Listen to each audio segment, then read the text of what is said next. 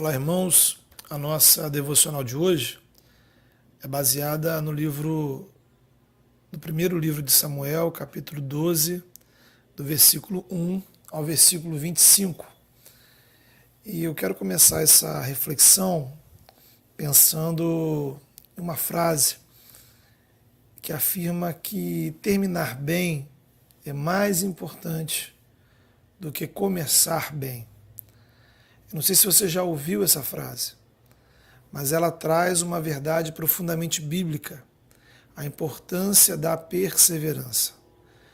Tem pessoas que iniciam um montão de coisas, mas não terminam nada. Tem gente que desiste ao primeiro sinal de dificuldade.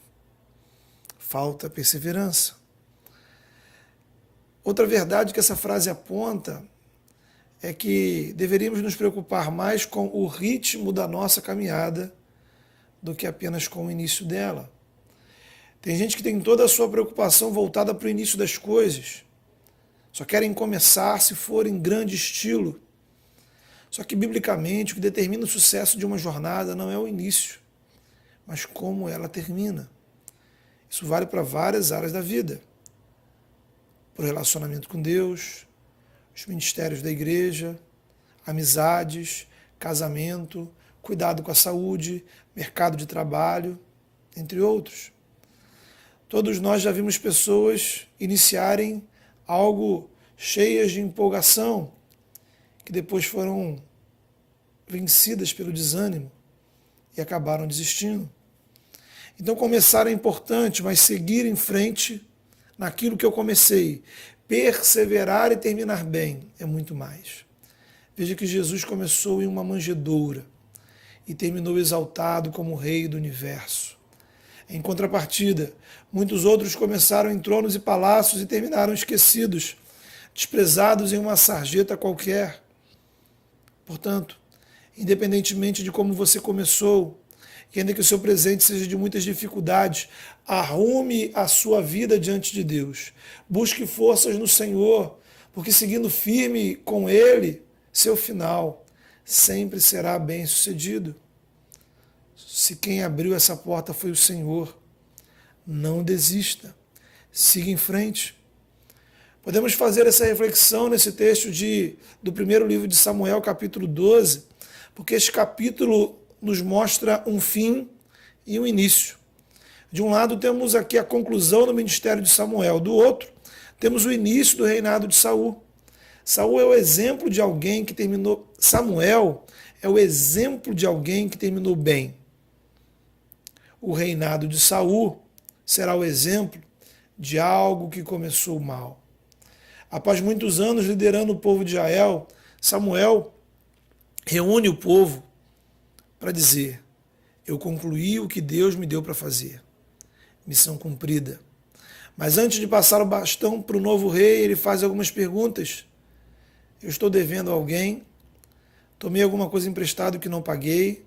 Aceitei suborno? Fui injusto? Explorei ou oprimi algum de vocês? Para todas as questões o povo responde não. Samuel concluiu seu ministério de uma forma correta diante de Deus e do seu povo. Agora é importante prestar atenção naquilo que Samuel não perguntou. Samuel não perguntou o que as pessoas achavam dele. Não perguntou se elas gostavam dele, qual era a opinião delas sobre a sua liderança. Samuel não avaliou a sua popularidade. Porque na perspectiva do reino de Deus, a simpatia não substitui a justiça. O caráter é mais importante que a popularidade. Veja que Jesus não estava interessado em popularidade. A preocupação de Jesus era com a vontade de Deus Pai. Por sinal, uma das ofertas que o diabo fez a Jesus foi justamente de fama, popularidade. Infelizmente, a nossa sociedade inverteu esses valores. Vivemos um tempo em que simpatia é mais importante que caráter. De fato, empatia é importante, mas caráter é fundamental. Precisamos nos preocupar menos em quantas curtidas vamos ter nas nossas redes sociais e mais com a nossa santidade diante de Deus. Isso não quer dizer que eu vou simplesmente ignorar a opinião dos outros. Se importar com as pessoas, sim. Ouvir as pessoas, sim. Inclusive, dar atenção àqueles que discordam da gente.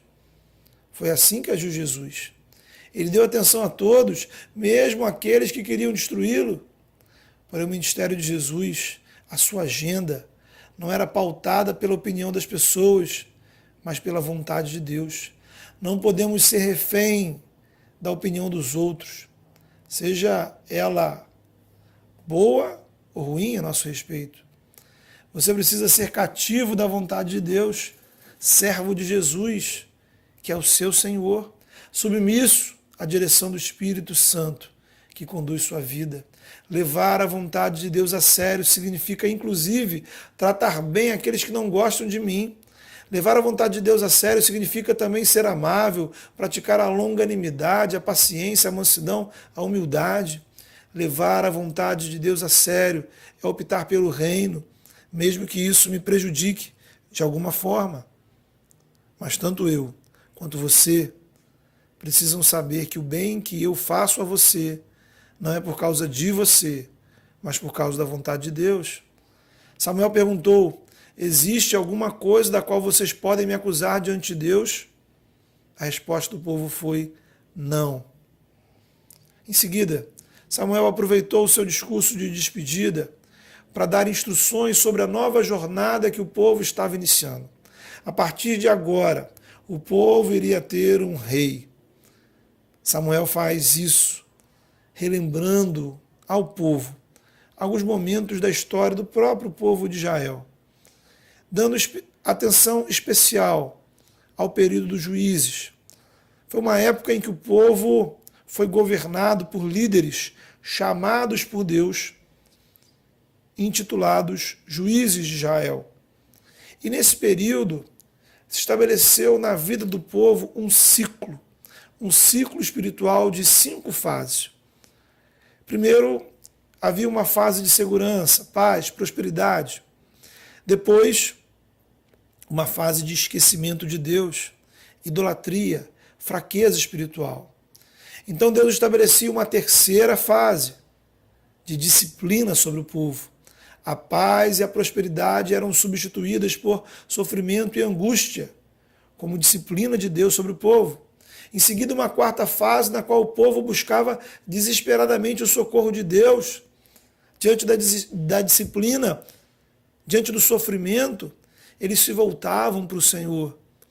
E, finalmente, uma quinta fase, na qual Deus enviava pessoas chamadas de juízes para liderarem o povo, a fim de que eles se arrependessem dos seus pecados e se voltassem para o Senhor. E Deus socorria o seu povo. Então, nós voltamos para a primeira fase. Reinava novamente um período de paz e prosperidade. E aí, o povo tornava a se esfriar espiritualmente, deixando Deus de lado. Samuel foi um desses juízes que Deus enviou para liderar espiritualmente o povo de Israel. E exatamente nesse período, eles estavam vivendo um tempo bom, mas seguindo aquele ciclo maldito. Espiritualmente, o povo se enfraqueceu, deixou de confiar em Deus. E diante da primeira ameaça, ao invés de buscar socorro no Senhor, eles encontraram uma outra solução. Acharam que precisavam de um rei. Disseram a Samuel: queremos ser governados por um rei como os demais povos. Ora, em si, não havia problema espiritual algum em Israel ter um rei.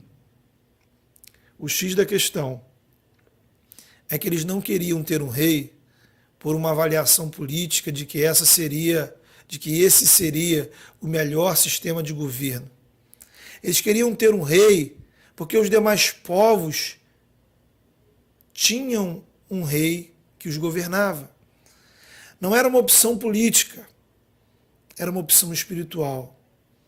E nessa opção, eles estavam rejeitando Deus como seu rei. Eles se esqueceram que os demais povos não serviam a Deus. Em contrapartida, como povo eleito e separado pelo Senhor, eles tinham um rei que era o próprio Deus. Quem os governava era a vontade de Deus. Querer um rei como os outros povos significava, na prática, rejeitar Deus como o seu rei. Isso nos faz refletir. Quantas vezes tomamos decisões porque queremos ser como os demais, como os outros. Quantas vezes tomamos decisões baseados na opinião dos outros. Sabe aquela história? Se todo mundo fez, se todo mundo tem, se todo mundo foi, por que eu não posso também? Obviamente, só porque a maioria faz não quer dizer que seja ruim, ou seja pecado. A questão, porém, é mais profunda. Qual é a vontade que determina sua vida, suas decisões? A grande pergunta é: quem é o seu rei? É o Deus que te criou para viver em relacionamento com Ele? Ou é o que todo mundo faz? Seu rei é o Filho de Deus que morreu na cruz, ressuscitou, é o Senhor do universo e da sua vida? Ou é o que todo mundo está fazendo, falando e indo? Veja aqui no julgamento de Jesus, onde é que todo mundo estava? O que todo mundo estava falando? O que todo mundo estava fazendo? Todos estavam reunidos zombando de Jesus, pedindo a sua crucificação e pedindo que Barrabás fosse solto. O livro de Apocalipse mostra que, diante do anticristo, todos estarão batendo palmas e admirando e cultuando, enquanto todos também estarão zombando e perseguindo os discípulos de Jesus. Então, muitas vezes, estar com a maioria quer dizer estar contra a vontade de Deus e do lado do anticristo. Fazer o que todo mundo faz pela simples razão de todo mundo estar fazendo significa permitir que o mundo, com os seus valores, domine sua vida. O Evangelho te propõe libertação para essa opressão. Jesus é o Filho de Deus que nos liberta do pecado, do diabo e do mundo. Quando Cristo é o meu Senhor, eu não posso mais me conformar a esse mundo. Se Cristo é o meu Senhor e o Espírito Santo habita em mim, o meu desafio é falar a palavra de Deus, fazer a vontade de Deus, estar onde Deus quer que eu esteja, ainda que isso vá contra as convenções sociais. Os nossos valores não são pautados pela maioria, mas pela vontade de Deus revelada na palavra. Quem tem sido o seu rei? Quem tem sido o seu rei? Veja, infelizmente, observamos que às vezes esse ciclo espiritual da história do povo se repete em nossas vidas. Na fase do sufoco, buscamos desesperadamente o Senhor. E aí Deus nos ouve por graça, misericórdia, Ele vai nos abençoando, tudo vai sendo pacificado. E vamos ficando felizes, animados, recebemos bênçãos. Parece que tudo está dando certo. Só que aí começamos a esfriar. Estamos tão ocupados que não temos tempo para orar, ler a palavra, tantos lugares para ir que não dá para ficar indo à igreja toda semana, tantas coisas para gastar e comprar, tantas prestações que não temos condições de ofertar, dizimar. Então vamos ficando desleixados com a nossa espiritualidade. A graça de Deus, o Evangelho, o reino de Deus, as vidas que precisam ser alcançadas, o viver a missão, isso já não te empolga mais, isso já não te emociona mais. O que preenche o seu coração é o seu próximo carro, sua próxima viagem, seu celular novo, sua namorada nova, aquela promoção, aquele curso, e por aí vai. O Antigo Testamento descreve esse processo como uma troca. Começamos a trocar Deus pelos ídolos. Jesus vai dizer que onde está o nosso coração, aí está a nossa riqueza. Se o meu coração não está em Deus, eu estou praticando idolatria. E pensando nesse ciclo espiritual, talvez você esteja em 2 estágios. Há pessoas que nesse momento estão passando pelo deserto, sofrimento, angústia, coração apertado. Se esse é o seu caso, a palavra de Deus te mostra 3 verdades nesse dia. Primeiro, clame ao Senhor e creia que Ele te escutará, ainda que você esteja no mais profundo abismo. Segundo, confie, Deus vai te socorrer, porque Ele age com base na graça dEle, no amor dEle, e não segundo suas atitudes. Terceiro, use esse tempo, aproveite esse tempo para renovar espiritualmente a sua vida. Por outro lado, você pode estar passando por um período de paz, de tranquilidade. Você está atarefado, porque graças a Deus o Senhor tem te aberto muitas portas. Porém, são tantas ocupações que a sua vida espiritual está indo para o segundo plano. Não deixe que suas bênçãos se tornem em ídolos. Destrone os ídolos da sua vida. Se você tem alcançado vitórias, elas são bênçãos que vêm das mãos do Senhor para você servir ao reino, não para você se afastar do Senhor. Todas as coisas da nossa vida precisam passar por 2 filtros. Primeiro, se algo for de Deus, eu posso e devo honrar ao Senhor com isso. Tudo o que recebemos pode e deve, de alguma forma, glorificar a Deus e contribuir com a causa do reino. Segundo, nada do que eu recebi do Senhor pode atrapalhar a minha comunhão com Deus. Se existe algo na minha vida que de alguma forma está prejudicando o meu relacionamento com Deus, ou eu abro mão, ou eu mudo a maneira de lidar com aquela questão.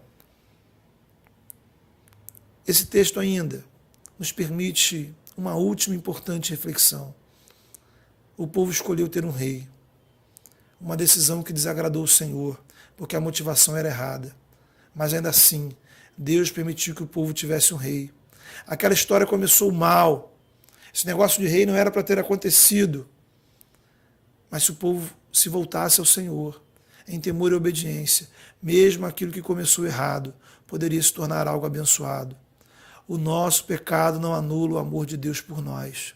A graça de Deus pode transformar decisões erradas em algo maravilhoso. A graça de Deus pode transformar aquilo que começou de um jeito torto em algo lindo diante de Deus. Não há nada torto que Deus não possa endireitar. Desde que você hoje se quebrante diante do Senhor, renda seus pés de Jesus, se arrependa e se disponha à obediência. Assuma o controle da minha vida, Senhor. Hoje, creia nisso. Deus pode transformar um início ruim em uma realidade maravilhosa diante dele. Deus te abençoe. Amém.